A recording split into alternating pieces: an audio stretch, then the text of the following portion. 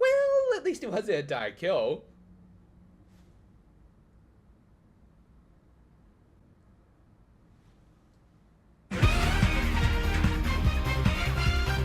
The cold opener for this one featured, damn it.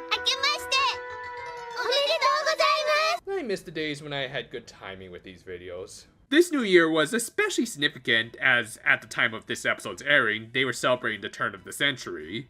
Yeah, anyone else remember that year when we all thought like the Y2K bug would ruin society and all that, and it turned out to be nothing?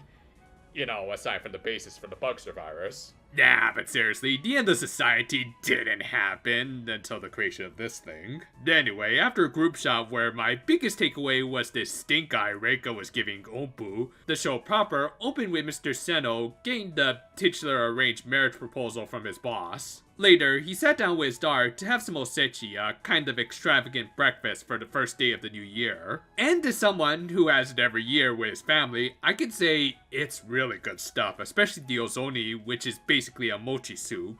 Most importantly though, the meal also encouraged some early morning drinking.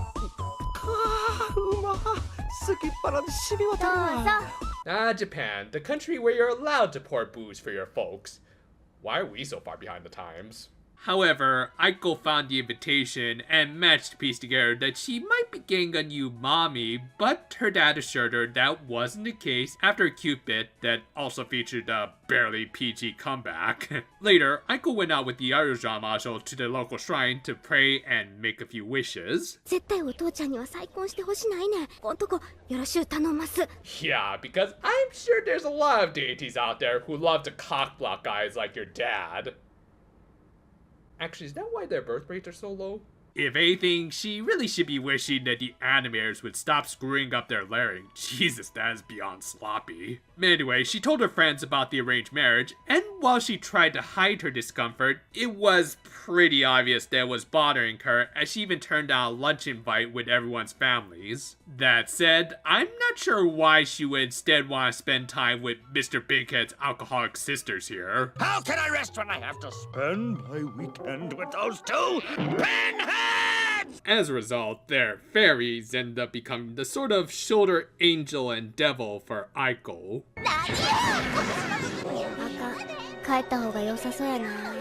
I agree. We better go before fairy catfights become the new fetish, and it's already too late. Well, after that kind of pointless scene, we did get a really nice moment of Aiko just playing her harmonica whilst recollecting that little misunderstanding from episode 34. Yeah, don't worry, that'll be addressed in just a bit, and regardless, this was still a beautiful shot, so good job. But yeah, because of this, she later revealed to her father what they did in that episode, minus the traveling by broom thing, and how she believed that her mother had completely moved on from them. Thinking that they too should move on, Aiko convinced her father to accept the proposal in a really well-directed oh god.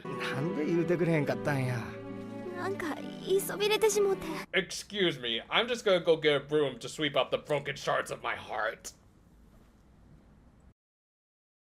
So yeah, as usual, Aiko's episodes got some of the best scenes of this whole series, with the father and daughter just accepting what they perceived as their current situation. Again, don't worry, that'll be addressed soon. Either way, these scenes were still brilliantly directed, and almost all the credit should go to Yoshihiro Oka, who storyboarded and directed almost all of the major Aiko episodes until now. Good stuff. The next day, Aiko told her friends about her father accepting the proposal, which resulted in Hazuki finally pointing out the obvious.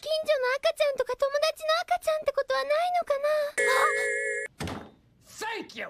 And Majrika, in a surprising moment of generosity, even provided a peek into what her mom was doing, and conveniently enough, her neighbor just so happened to stop by and confirm that it was her child. Yeah, this is a little forced, but I don't care. I'm just glad that we're sweeping up this soap opera BS sooner rather than later. Also, ma'am, do you really want to go out and get some MSG? That stuff may taste good, but it's not exactly good for you, you know. Anyway, Majrika showed even a little more character development when she gave the Ojamajo permission to punch out early for the day to help Aiko. Great scene all around. However, it was a little too late to cancel the proposal meeting, especially upon closer inspection, Mr. Seno's boss does kind of look like a certain Marlon Brando character. I'm gonna make him an offer he can't refuse.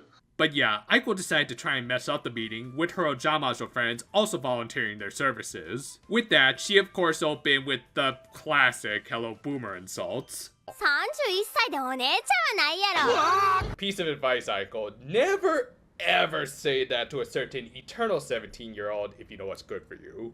However, this lady named Midori just completely tanked this, so her friends tried helping, leading of course to some shenanigans. So we got some standard pratfalls, which had no effect because apparently this lady has a uniform fetish. Yeah dude, you sure you don't want to hook up with this lady? Just saying, you might be missing out on some good roleplay. This was followed up by some slightly questionable stuff. 寒いギャグよ出てこそれにしても今日はほんまええ天気でんでんムシムシ Doesn't that technically count as forbidden magic since you're brainwashing the dude? The answer is don't think about it. But of course, Midori liked his literal dad jokes, and I'm starting to realize how unoriginal Fuwa's gimmick was when so many toy characters have already done it. With the meeting, unfortunately running smoothly, the Godfather suggested that the lovers go out on a little walk. Of course, Aiko snuck off to try and regroup with her friends to discuss their next course of action. She tried to take things into her own hands, complete with unique animation no less, but again, it only made things worse, and now I feel bad for those poor koi. However, they soon got help from a bit of an unexpected source. 雑誌の取材とグラビア撮影今終わったとこ Did she just say a grab your... I won't complete that sentence.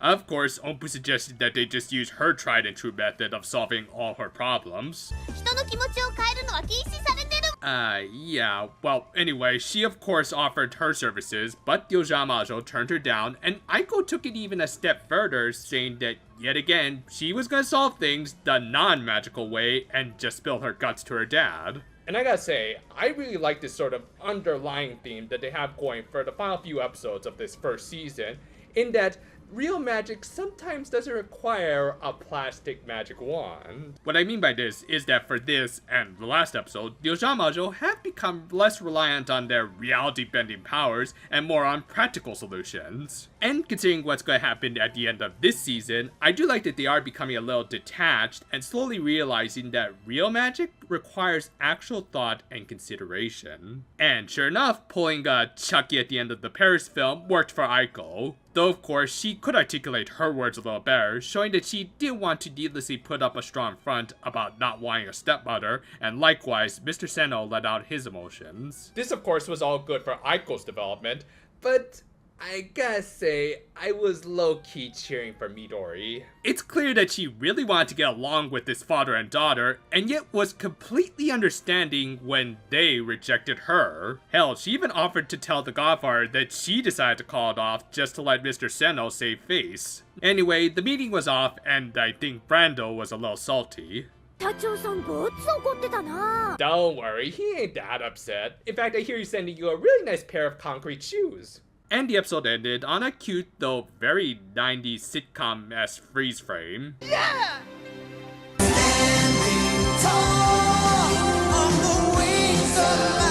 This was another Aiko episode. Did you expect it not to be good?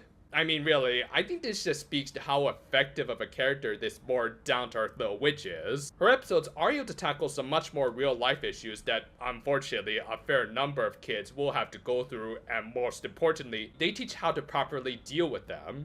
And while this certainly wasn't the best Aiko episode, that's like saying it wasn't the best chocolate in the box. Sure, there are better ones, but as long as it's not covered in coconut, it's still really damn good. And also, I need to get better analogies. I think one of the things I liked the most about this episode, aside from the obvious, was how surprisingly nice everyone was. Midori, for her one appearance, was very likable, both for how hilariously she managed to shrug off everything that was going on, and for being very admirably supportive of the Seno's decision, even though it didn't benefit her in any way. Even more surprisingly, Majorika was supportive, not asking for any compensation for her services, and even subtly comforting her eternal rival who had a pupil who only pretended to be nice. Stuff like this does make this world feel a lot more inviting and enjoyable to live in, even if I do appreciate some mean-spirited antics more than a little bit. Aiko's moments with her father were of course very touching, and again, I love how the solution was the real magic that is honesty. It's a good lesson that again makes Aiko the most enjoyably grounded character of the show. I honestly don't have many complaints with this one, other than a little sloppy animation, and that I felt it didn't have as many emotional bombs as her previous episodes,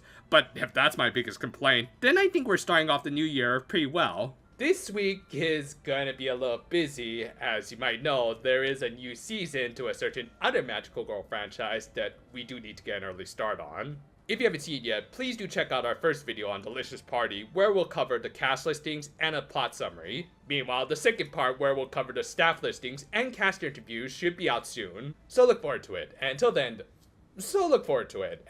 though, farewell for now, my friends, and oh, my next show will be Kyuchi. I wonder what it says.